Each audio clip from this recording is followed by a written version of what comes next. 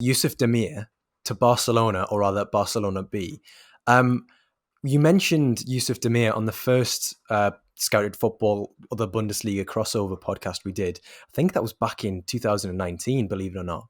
And you were saying that this kid had been showing stuff for Rapid Vienna, and that, in very, fleeting flashes, he was showing that he was a very talented youngster.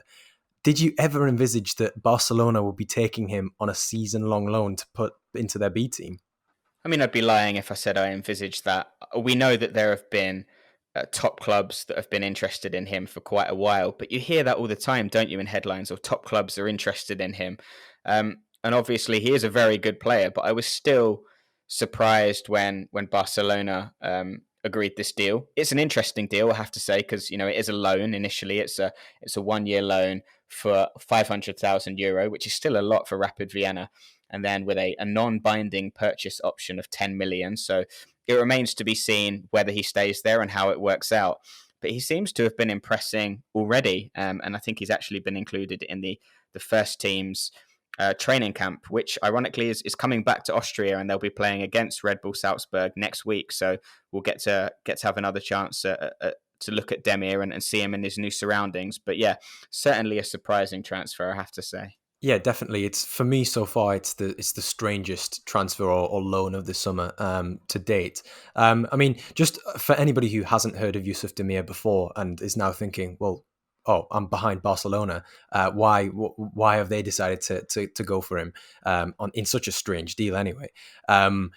What is he like? What is he good at? How frequently did he play for Rapid last season? Because he's still very much. I mean, he's still a teenager, isn't he?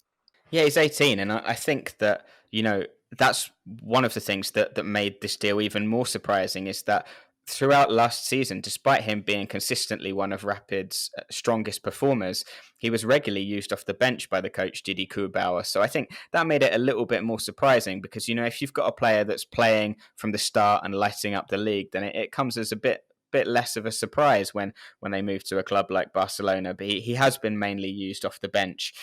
You hear comparisons to Messi for a lot of players almost constantly, but it has to be said that the way he likes to play is in some way reminiscent of Messi, in the sense that he is kind of comfortable in a roaming sort of number 10 role, but preferably kind of cutting in from the right and then shooting on his left. He scored an absolutely wonderful goal by doing exactly that against SV Ried in the league this year, and it did remind me somewhat of that classic Messi type goal that you see. His main strengths, I would say, are ball carrying. He's got a very low center of gravity, good finisher specifically with his left foot. And I really like the way how he receives the ball between the lines and then turns. And there's such close control, such sort of mastery there, that I think, perhaps that's where those comparisons with Messi have come from. Obviously, he's got a long way to go in his development. And he hasn't really racked up the kind of numbers in the Austrian Bundesliga that would turn heads. I think it's 6 goals and 4 assists in 39 matches. But, I think those numbers will come. And as I say, you have to remember he has been getting sort of 15 or 20-minute bursts at the end of games to make impressions. And that's not always the best environment to have the highest numbers per game. Yeah, I think it's quite interesting that that Barcelona have now decided to pivot their scouting towards replacing Lionel Messi if they can't register him. But it's definitely one of the interesting moves of the summer, obviously concerning Austria. In terms of what it's going to impact, how it's going to impact Rapid this season. I mean, you mentioned there that the coach didn't really start him all too often. So is it necessarily going to be such a big miss? And, how far would 10 million euros go if Barcelona decided that at the end of the season, if they could manage to find 10 million euros, that is, if they decided that, they wanted to sign Demir on a permanent deal? I mean, that's a massive amount of money for Rapid. They were one of the clubs that suffered the most during the coronavirus lockdowns, because they have, the biggest support of any club in Austria, and the biggest stadium as well, the Allianz Stadion. And they obviously weren't able to fill that. They really missed out the gate receipts, that sort of thing. And they don't really tend to sell players for big amounts of money either. So, if they did get 10 million, it would make a a huge impact for them. But equally, if Demir then comes back and he's had a year away at Barcelona and they've still got a bit of money for it, then I'm sure they'd be not too displeased about that as well. So there are benefits all around from the transfer, I think, for them. In terms of how it will affect their season, I think they will probably miss him, because I think this would have been, I don't want to use the phrase breakout season, but it could have really been the chance where he, got more of a run in the team, and he would have probably been one of their leading attacking players this season. So they will miss him for sure. And I think, maybe that was evident from their opening day of the season, where they lost 2-0 to Hartberg, who are a much smaller club with a much smaller budget. So yeah, I'm sure he will be a miss, but there'll be benefits from the transfer as well.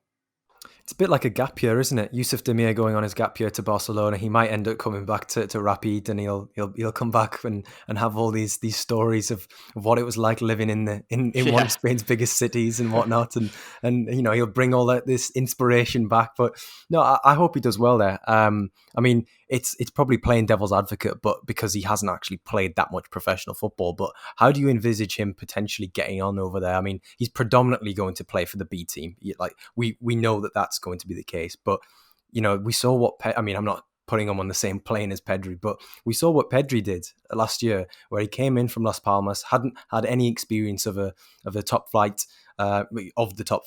before, and became an absolutely integral part of that Barcelona squad. So it's not impossible to break into that team, but I think with the options that are in Yusuf Demir's position, then perhaps he might be fighting an uphill battle in the first team sense.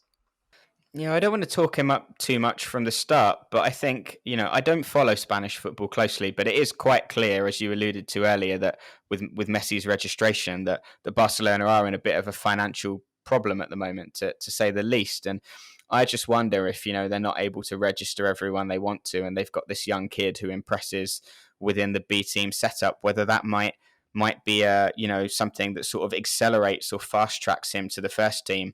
They still do have a wealth of very good options there, but that might be something that gives him a little bit more of a look in when it comes to the first team. We'll have to see how that unfolds. But I certainly think it's a very promising sign that Ronald Koeman has already taken a look at him and said, that he has a great future. So I think things look promising. We'll just have to see how it unfolds. Yeah, it'll definitely be one to keep an eye on. And I do say that a lot on this podcast, but I really implore people to maybe keep an eye on the progress of Demir while he's at Barcelona B, because, as Lee says, who knows, something strange might happen. We know that Ousmane Dembele is typically injury prone. So, there may be a slot opening up there.